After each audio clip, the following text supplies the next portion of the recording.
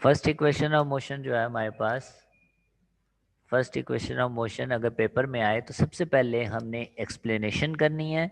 उसके बाद ये जो डायग्राम आपको नज़र आ रही है 2.26, ये डायग्राम बनानी है। और एक्सप्लेनेशन हमारे पास क्या है, वो स्टार्ट होती है हमारे पास कंसीडर से, और नेक्स्ट पेज में up to A B, under the line A B तक। ये एक्सप्लेनेशन जो है ये फर्स्ट इक्वेशन के साथ भी हमने लिखनी है। अगर सेकंड इक्वेशन पेपर में आती है तो सेकंड इक्वेशन के साथ भी यही लिखनी है। इसी तरह अगर थर्ड इक्वेशन ऑफ मोशन आती है तो भी हमने सेम ही एक्सप्लेनेशन लिखनी है, जिसमें हमने ये बताना है कि एक ऑब्जेक्ट है जो कि स्ट्रेट लाइन में मूव कर रहा है, उसकी इनिशियल वेलोसिटी वी आई के बराबर है और यूनिफॉर्म एक्सेलरेशन से वो जा रहा है। उसकी वेलोसिटी कुछ देर के बाद वी एफ हो जाती है। इस दौरान में टाइम टी लगता है और एस डिस्टेंस वो ट्रेवल करता है। और ऐसे ऑब्जेक्ट की का जब स्पीड टाइम ग्राफ बनाते हैं तो हमारे पास एक स्लोप हासिल होती है as shown in the figure. और ये डायग्राम जो है ये हमने बनानी है। और फिर हम इस फर्दर ये भी बताएंगे कि चूंकि ये स्पीड टाइम ग्राफ है, जो ये बना हुआ है 2.26 जो ग्राफ बना है ये स्पीड टाइम ग्राफ है, इसलिए इस लाइन के नीचे यानी कि ए बी लाइन के नीचे जितना भी एरिया है वो डिस्टेंस कवर्ड को रिप्रेजेंट करेगा। लास्ट टाइम हमने पढ़ा था कि स्पीड टाइम ग्राफ हो तो उसके नीचे जितना भी शेडेड एरिया होता है वो डिस्टेंस कवर्ड को रिप्रेजेंट करता है। और फर्दर ए बी जो लाइन है इसकी स्लोप जो होती है वो एक्सेलरेशन की वैल्यू देती है, क्योंकि vertical value divided by horizontal value is said to be slope. और vertical value change in velocity है और नीचे हमारे पास टाइम है, change in velocity over time, this is called rate of change in velocity which is called acceleration. तो slope की value देता है। तो ओवरऑल हमने एक्सप्लेनेशन में ये कहा कि एक बॉडी है, फर्ज किया इनिशियल वेलोसिटी वी आई से मूव कर रही है, स्ट्रेट लाइन में मूव कर रही है, यूनिफॉर्म एक्सेलरेशन से जा रही है, कुछ देर के बाद उसकी वेलोसिटी वी एफ हो जाती है और टाइम टी लगता है इस दौरान में, और डिस्टेंस एस कवर करता है वो ऑब्जेक्ट इस दौरान में। इसका स्पीड टाइम ग्राफ जो है वो एज शोन इन फिगर हमने बना देनी है, इसमें दिखाया गया है। और इसमें लाइन ए बी जो है वो ऑब्जेक्ट की मोशन को रिप्रेजेंट कर रही है, और ए बी लाइन के नीचे जितना भी एरिया है वो डिस्टेंस कवर्ड को रिप्रेजेंट करता है, और ए बी लाइन की स्लोप जब लेते हैं तो वो एक्सेलरेशन की वैल्यू हमें देता है। तो ये हमारे पास एक्सप्लेनेशन एंड डायग्राम सबके लिए सेम है। उसके बाद जो है वो सेपरेटली हम फर्स्ट इक्वेशन को पहले प्रूव करते हैं। तो प्रूव में सबसे पहले हमने स्टार्ट किया slope of line A B. Slope of line A B जैसा कि हमने पहले भी पढ़ा था, vertical value divided by horizontal value. और अगर हम ऊपर ग्राफ की तरफ जाएं तो ग्राफ में आप देख सकते हैं कि ये ए बी लाइन है हमारे पास, और इसके अगेंस्ट जो वर्टिकल वैल्यू है वो हमारे पास ए यानी कि बी सी जो साइड में नज़र आ रहा है, बी सी ये वर्टिकल लाइन को रिप्रेजेंट कर रहा है।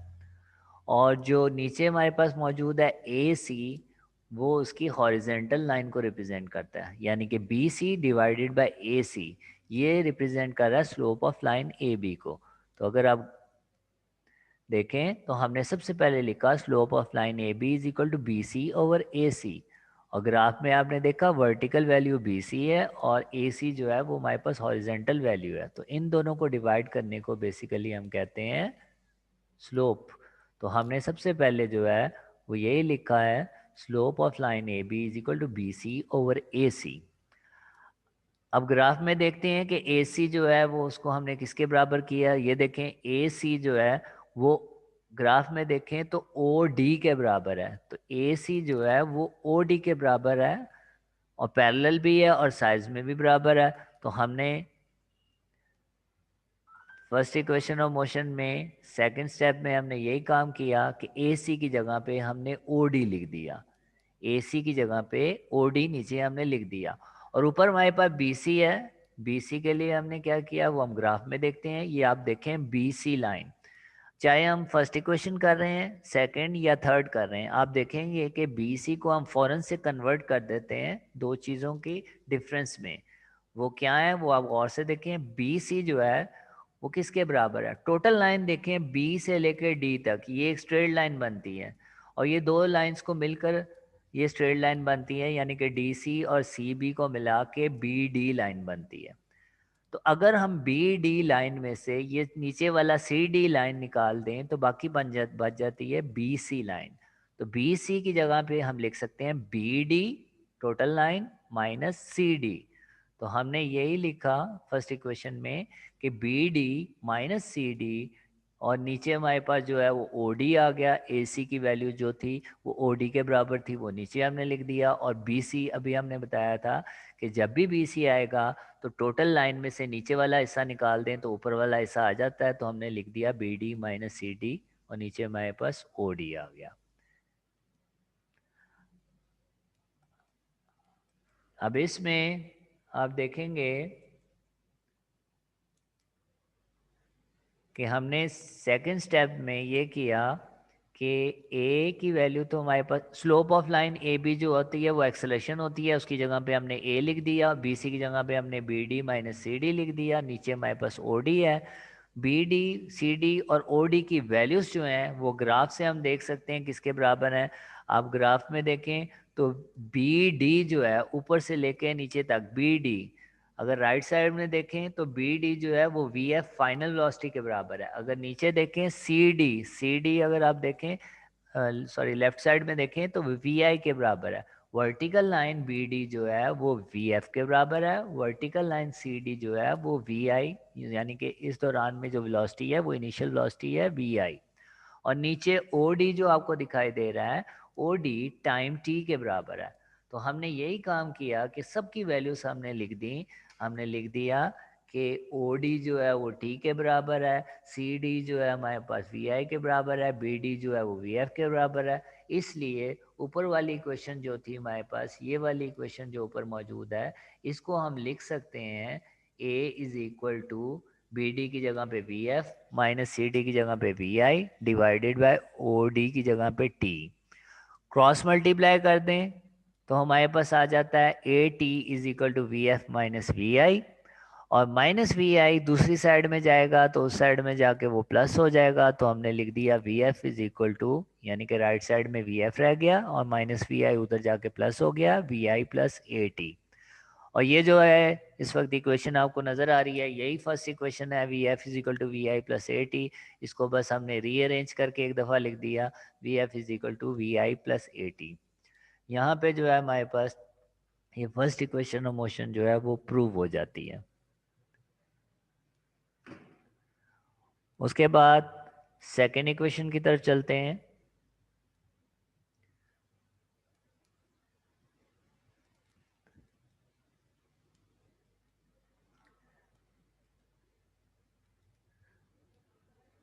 जी, सेकेंड इक्वेशन ऑफ मोशन को देखें तो अगर पेपर में सेकेंड इक्वेशन ऑफ मोशन आती है तो आपने सबसे पहले जो है वो एक्सप्लेनेशन करनी है, जो कि सेम है तीनों की।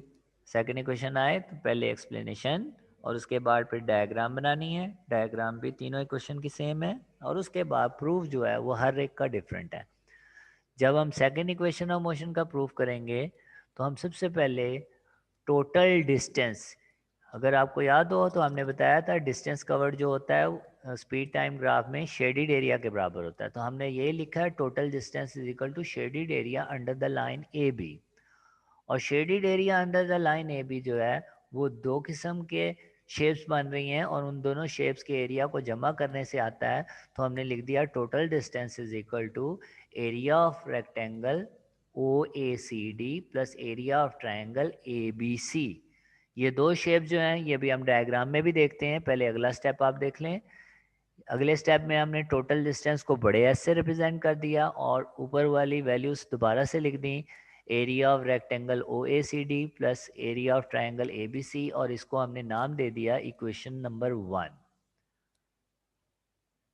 तो ऊपर जो हमारे पास था जो कि डायग्राम थी, इसमें आप देख सकते हैं, इस डायग्राम में आप देखें तो हमारे पास दो एरिया दिखाई दे रहे हैं, एक ए बी सी जो कि ट्रायंगल है और एक ए सी डी ओ यानी कि ये रेक्टेंगल है।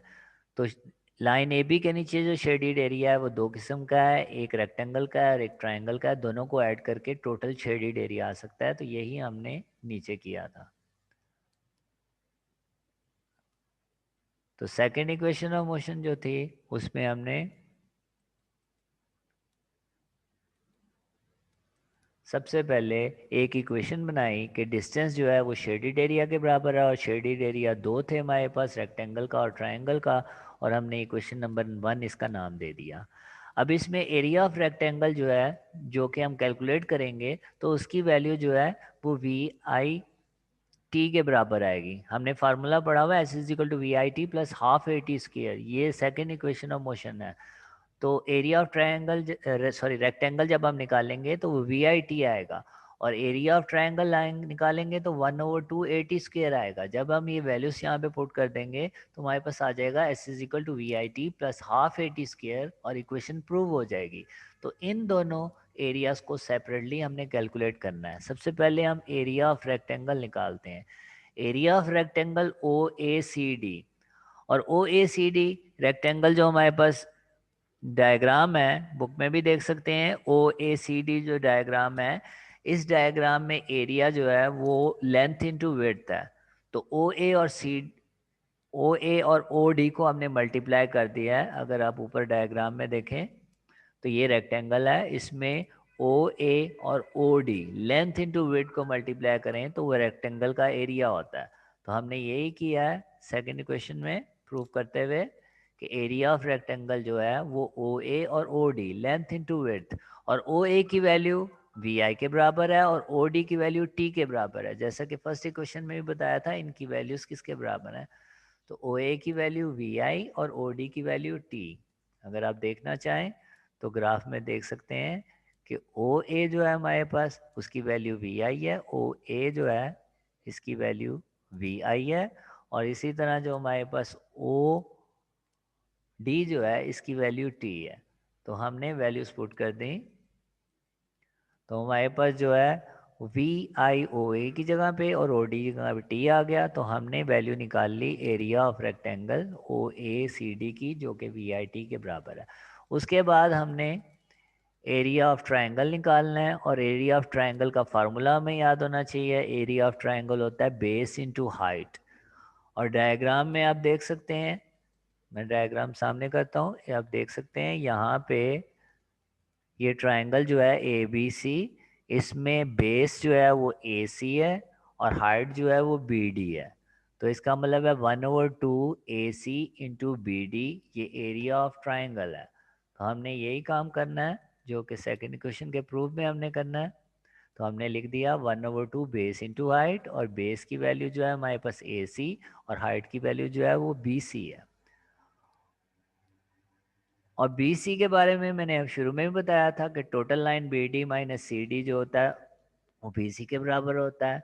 और ए सी के बारे में हमने बताया था कि वो ओ डी के बराबर होता है। फर्स्ट इक्वेशन में हमने लिखा हुआ है कि ए सी ओ डी के बराबर है, मैंने बताया भी था। और इसी तरह बी डी जो बी सी जो होता है, ये वाला बी सी जो है वो बराबर है B D minus C D के।